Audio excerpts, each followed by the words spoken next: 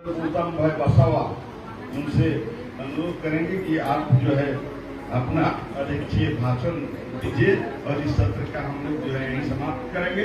और खाना खाने के बाद जाना नहीं जाना है, हम लोग रणनीति मेन काम जो है अभी तक तो यही होते आया है भाषण, लेकिन जो संगठन और रणनीति नहीं बन पाता कहीं भी, इसलिए हम लोग उस पर विशेष रूप से अभी बैठेंगे और हम लोग कार्यक्रम की घोषणा करेंगे। भाई जोहार जय आदिवासी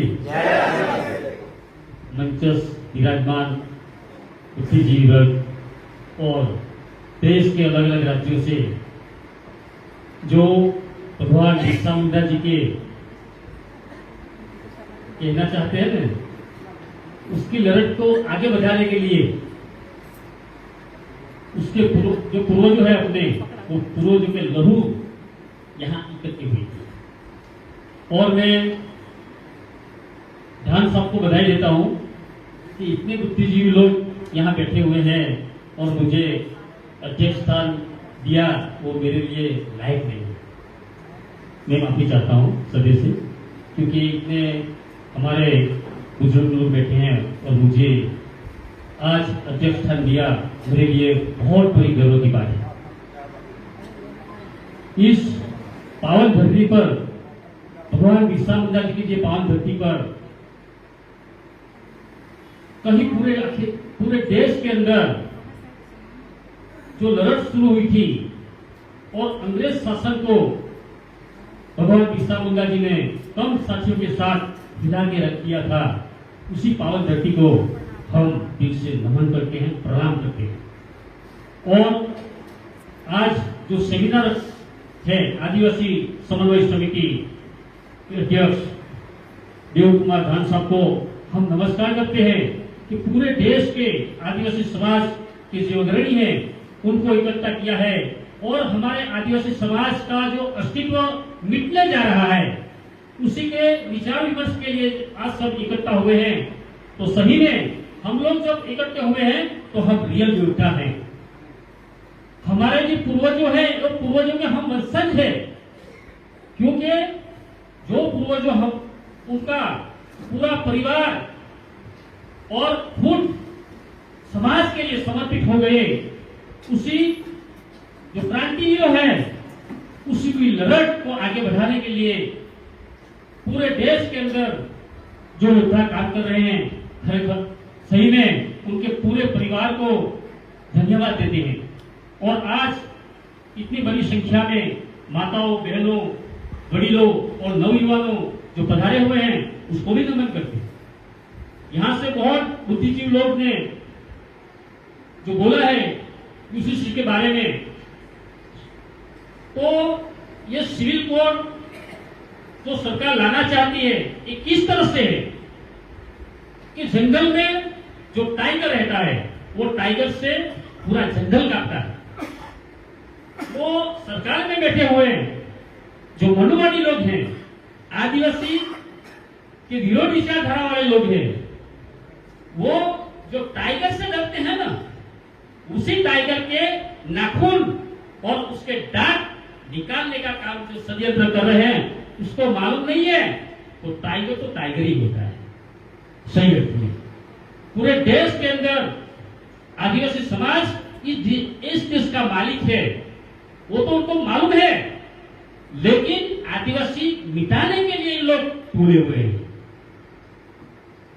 आदिवासी समाज पूरे देश के अंदर शांति प्रिय से अपना जीवन जीते हैं।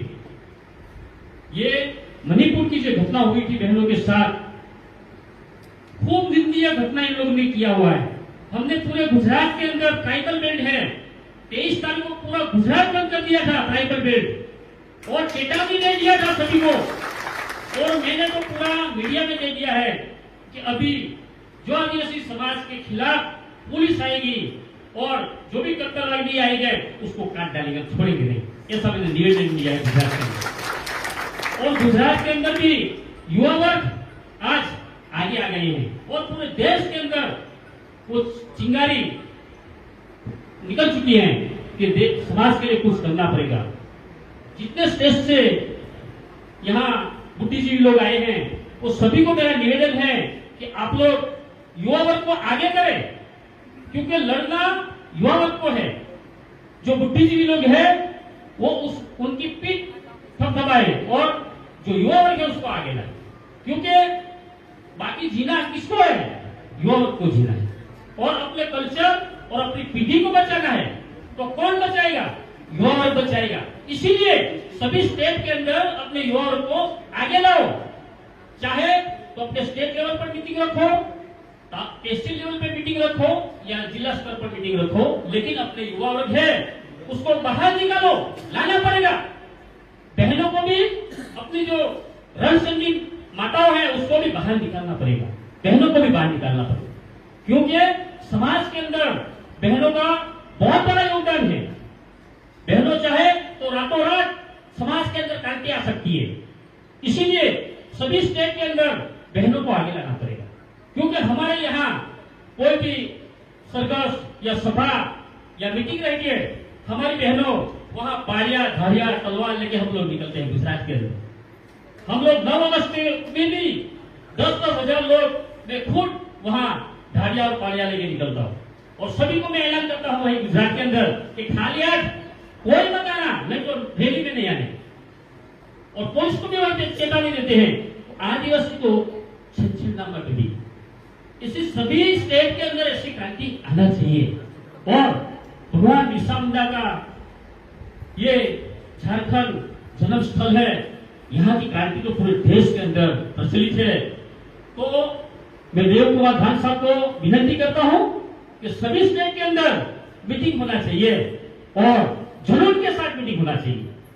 हम जिला स्तर पर भी कहीं आवेदन पत्र दिया है और अभी जो बहनों के साथ और यूसीसी के बारे के अंदर जो आवेदन पत्र दिया है उसमें साफ लिखा है, कई संगठनों के माध्यम से हमने लिखवाया है कि अभी हम लोग आवेदन और निवेदन वोट हो गया, अगर हमारे आदिवासी पे कोई आपत्ति आएगी तो जो भी कुछ नुकसान होगा वो आपको भुगतना पड़ेगा। जो भी पदाधिकारी है उसको भुगतना पड़ेगा, जो भी स्तर के पुलिस तंत्र है उसको भुगतना पड़ेगा। इसीलिए वो सब बंद कर दो और हमारे आदिवासी समाज को न्याय मिलना चाहिए। नहीं तो आने वाले दिनों में आदिवासी समाज जब रोड पर निकल आएगा तो आपको छूटने की जगह नहीं मिलेगी। हमने तो ये भी स्टेटमेंट किया था कि ये सारा तंत्र के लोग जो विदेशी हैं ये देश छोड़ के चले जाओ, वरना हमारे आदिवासी समाज जब बाहर आ जाएंगे ना तो आपको भागने का समय भी नहीं मिलेगा। वो भी हमने निवेदन किया है चैनल के माध्यम से। इसीलिए अपने जो परिवार है, कई लोग ऐसे विचार करते हैं कि भाई हम इस लड़त में जाएंगे तो हमारे पर केस होगा, हमारा परिवार बिखर हो जाएगा, हमारा बच्चा का क्या होगा। ये ऐसा विचारने का समय नहीं है, वो समय चला गया। क्योंकि अगर हमारे जो पूर्वजों, हमारा भगवान बिरसा मुंडा, कई क्रांतिकारी लोग ऐसा जो विचार करते तो आज हम इसी जगह से नहीं बैठे होते। इसीलिए अपने परिवार को भी बोल देना कि आप अपनी तरफ से जी लो, हम भगवान बिरसा मुंडा की क्रांति के साथ जुड़े हुए हैं। समाज को बचाने को, समाज को अस्तित्व का सवाल आते हैं, कितना जीना है अपने को, क्या 1000 साल जीना है? 60-70 साल का अपना जिंदगी है और प्रकृति ने हमको आदिवासी समाज में जन्म दिया है। बहुत भाग्यशाली है हम लोग कि अपने आदिवासी समाज में हमको जन्म मिला है और ये क्रांतिकारी विचार के साथ जुड़े हुए हैं। बहुत भाग्यशाली है हम लोग ये क्रांतिकारी विचार के साथ जुड़े हुए हैं। इसीलिए अपना परिवार भी ऐसा क्रांतिकारी होना चाहिए कि अपने को सपोर्ट करना चाहता है। क्योंकि हम कॉलेज के समय से ये लड़त चलाते हैं। करीब धान साहब हम अपने लड़ाई के सामने ज्यादातर नहीं आते थे, लेकिन हम 30 साल के अंदर 32 केस हो गया हमारा और गुजरात के सभी सेंट्रल जेल हमने काटी है और जेल में बैठ के भी हमने चुनाव लड़ा है। लेकिन अपने आदिवासी समाज, अपने जैसे क्रांतिकारी को, युवाओं को, ये लोग क्या है सत्ता में नहीं आने देते। और जो बुजुर्ग लोग बैठे हैं उसको यही मैं ये चाहता हूं कि आप सभी स्टेट के अंदर जो समाज के सच्चे विचारधारा वाले युवा है उसको आप सत्ता में भी लाओ कि समाज के लिए कुछ करें। वरना कितने एमपी और एमएलए ऐसे हैं कि अभी अपने समाज का वोट लेके गुलामगिरी पार्टी की दलालगिरी करते हैं। ऐसे लोगों को हमने वो दलाल शब्द दिया है, पार्टियों का दलाल ऐसा शब्द हमने गुजरात में दिया है। तो हम समय भी बहुत हो गए हैं, यूसीसी के बारे में सब वक्ताओं ने, बुजुर्ग वक्ता है, सब कुछ बता दिया है। हमको इतना सम्मान दिया, गुजरात से आए हैं, हम धान साहब को नमन करते हैं। पूरा यहाँ स्टेज पर जो बुद्धिजीवी वर्ग है उसको भी नमन करते हैं। हमारी माता बहना और जो हमारे युवा लोग आए हैं अलग अलग स्टेट से, सबको हम नमन करते हैं।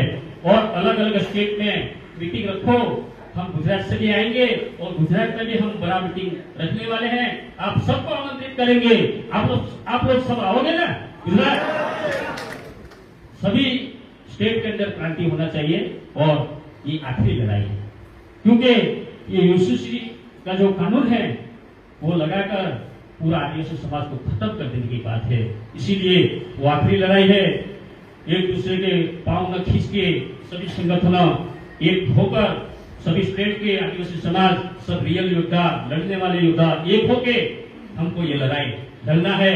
अगर दान साहब दिल्ली जाना हो तो हम गुजरात से एनी टाइम हम लोग तैयार है। और हमारा गुजरात से जो महेंद्र भाई वसावे के जरिए हम लोग यहाँ पे आए हैं उससे भी धन्यवाद देते हैं।